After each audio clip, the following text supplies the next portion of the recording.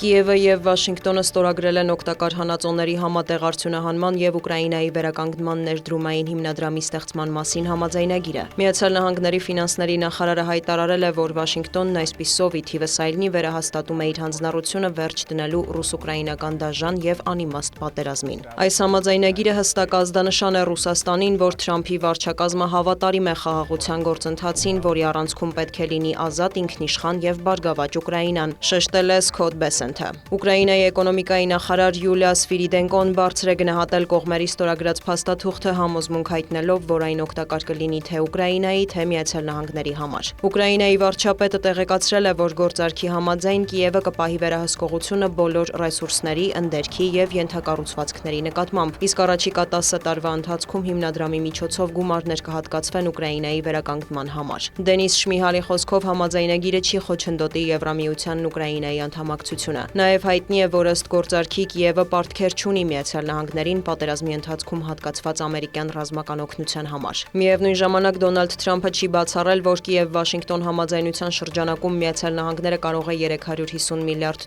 ստանալ։ Ավելի վաղ Սպիտակ տան ղեկավարը հայտարարել էր, որ ամերիկյան կողմը $350 միլիարդ է ծախսել Ուկրաինայում պատերազմի վրա եւ պետք է հետ ստանա այդ գումարը։ Կիևը մերժում է նման հայտարարությունները, պնդելով Կիևին ԱՄՆ նախկին վարչակազմի տրամադրած աջակցությունը նույնիսկ մոտ չէ Թրամփի նշած թվին։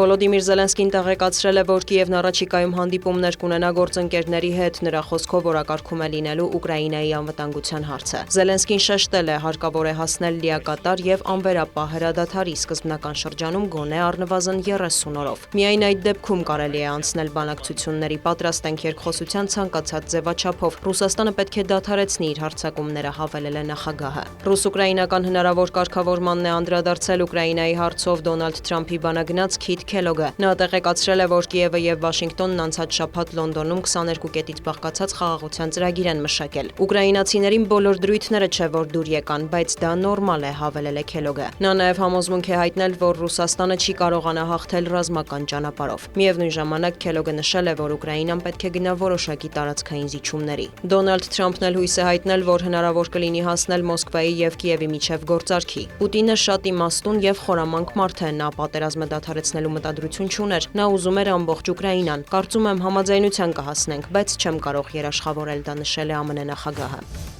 Ռուսական ուժերն անօդաչու թռչող սարքերով հարվածել են Ուկրաինայի տարածքին, նշվում է, որ կիրառվել են նաև Իսկանդերեն բալիստիկ հրթիռներ։ Օդեսայում քաղաքացիական կառույցներ են վնասվել, կան զոհեր, 10-ից ավելի մարդ է տուժել։ Թիրախում են եղել նաև Խարկովի, Սումիի, Դոնեցկի եւ Կիևի շրջանները։ Ռուսաստանի պաշտպանության նախարարությունն էլ հայտարարել է, որ ռուսական ՀՕՊ համակարգերը գիշերն ուկրաինական ԱԹՍ-ներ են խոցել, մասնավորապես Կուրսկի, Վորոնեժի, Վլադիմիրի եւ Բելգորոդի մարզերում։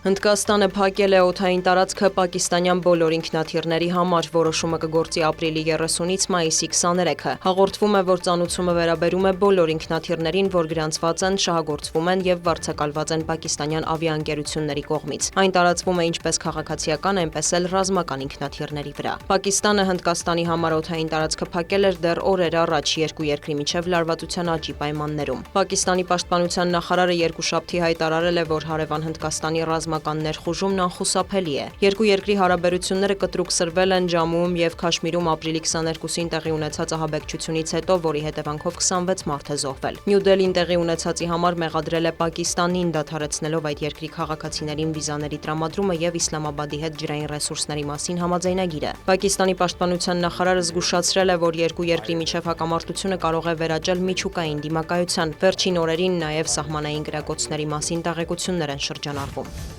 Իսրայելում անտառային հրդեհներ են մոլեգնում, դրանք շատ արագ տարածվում են ուժեղ քամու եւ չոր եղանակի պատճառով։ Որոշ շրջանների բնակիչներ տարհանվում են, արգելափակվել են ավտոճանապարհներ, դադարեցվել է գնացքների երթևեկությունը։ Կրակը տարածվել է նաեւ Երուսաղեմի արվարձաններում, հայտնի է տուժածների մասին։ Իսրայելի իշխանությունը դիմել է միջազգային գործընկերներին օգնության խնդրանքով։ Ենթադրվում է, որ հրդեհների մի մասը մարդածին է, կան ձերբակալվածներ։ ԶԼՄ-ները գրում են, որ Համասի հետ կապ ունեցող սոցցանցերի մի շարք էջեր ավելի վաղ կոչ են արել հրկիզումներ իրականացնել Իսրայելում։ Դիանա Գասպարյան, լուրեր։